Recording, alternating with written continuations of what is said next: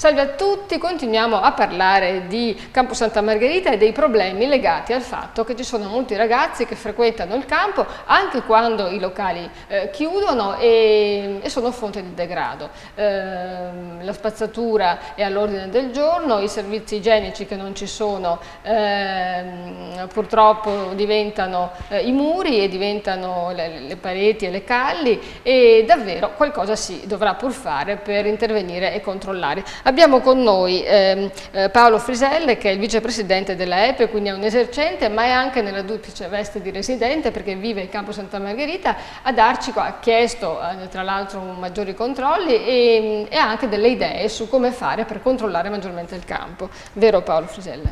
Sì, sicuramente per controllare il campo in modo efficace deve esserci un pattugliamento che gira in mezzo alla gente, che vada a intervenire con un orario che inizia almeno attorno alle 23, se non è possibile prima, ma almeno alle 23, e che continui fino alle 3 del mattino.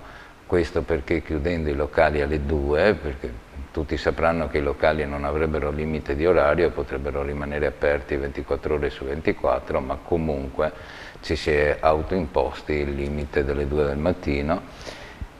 E dopo questo orario, chiudendo tutti i locali, chi vi rimane dei giovani si sente un po' il padrone del campo stesso, e quindi rumori, quindi partita di pallone, quindi quant'altro, grida, cori, chitarre. E tutto questo credo che sia facilmente eliminabile con un pattugliamento costante delle forze dell'ordine. Già intervengono più di qualche sera passano, ma è poco, è troppo poco, c'è bisogno di un servizio che sia costante. Del resto era previsto, perché lo spostamento degli uffici dei vigili urbani dal ponte di San Pantalone alla scuola dei Varoteri è stato proprio in previsione di questo. È circa un anno che è stato fatto lo spostamento, ma non abbiamo ancora visto quel servizio di piantonamento fisso in quel posto. Raramente c'è qualcuno di sera. Quello è stato fatto proprio per dare la possibilità ad agenti in servizio di avere un posto dove riposarci e stare in ristoro e intervenire nel caso poi di necessità, visto che le finestre dell'ambiente sono a 360 gradi sul Campo Santa Margherita e quindi tutto in vista.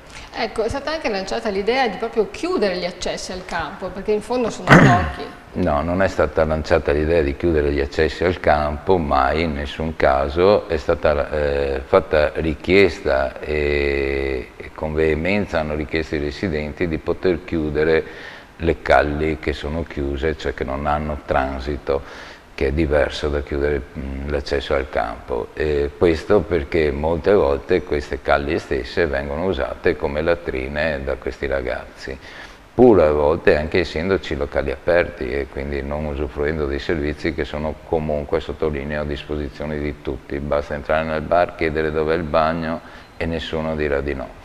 Ecco, ma i problemi sorgono invece in particolari momenti della settimana, quando, nella fascia oraria appunto quando i locali chiudono, oppure il sabato sera e poi ancora? Sicuramente il sabato sera, e il sabato sera l'afflusso maggiore, perché adesso stanno arrivando anche ragazzi della terraferma che vivono in terraferma. Al sabato sera verso le 10:30, 10:30 cominciano ad affluire nel campo, vanno a formare dei gruppi anche rumorosi, e quindi il sabato è sicuramente un grosso problema, e fino alle 2, alle 3 del mattino non se ne vanno. Beh, questo è un fenomeno da sottolineare, cioè il degrado di Mestre spinge i ragazzi, anziché ritrovarsi in Piazza Ferretto, a venire Sicuramente, a Venezia. hanno abbandonato Piazza Ferretto perché ormai è deserta la sera, hanno abbandonato Candiani che frequentavano, hanno abbandonato tante altre zone di Mestre perché non si è saputo dare loro un'alternativa evidentemente, e si riversano nel Campo Santa Margherita perché poi a loro risulta comodo, sceso dall'autobus 5 minuti sono, diciamo così, nel punto di concentramento dei giovani e dell'area giovanile.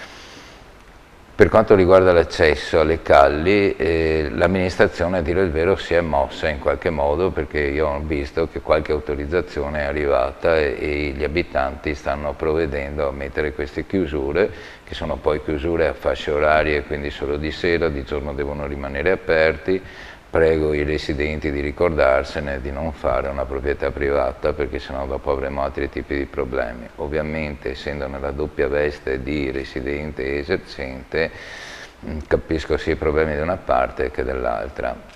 Dopodiché prego le forze dell'ordine che intervengono di non sostare unicamente in un angolo del campo, perché così non è un controllo che è efficace. Me lo consentano di dire, non voglio portare via il mestiere di nessuno, non sono più bravo di nessuno, però vivo in quel campo ormai da tanti anni. Lo vivo di notte, lo vivo di giorno e vedo cosa succede. Quindi prego le forze dell'ordine di pattugliare molto le calli che sono limitrofe al campo, perché molte volte i giovani si fermano nel campo e poi a gruppetti spariscono in queste calli, e sicuramente non per fare cose lecite. Quindi credo che l'efficacia sia proprio quella anche di continuare il pattugliamento di quelle calli. Bene, grazie Paolo Friselle, speriamo che questi appelli che abbiamo lanciato in queste 2 puntate che abbiamo dedicato ai problemi di Campo Santa Margherita siano ascoltati ora che poi arriva il commissario. Grazie. Grazie a voi e buonasera.